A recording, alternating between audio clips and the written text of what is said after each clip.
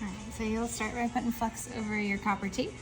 It's going to help your solder stick and flow nice and smooth. When you pick up your iron, it's kind of got this dull finish on it.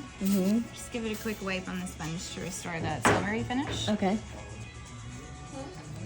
So to solder, you're gonna attach the solder roll to the flat side of the iron, and then it will drip down onto the piece. Okay.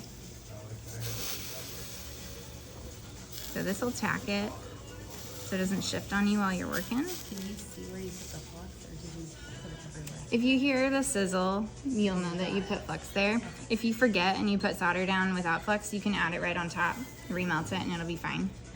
So this is one piece, a little bit easier to work on. So you'll add your flux to the rest of the line. Melt a little bit more solder. You've got a gap, so we'll put a little bit of extra to fill that in.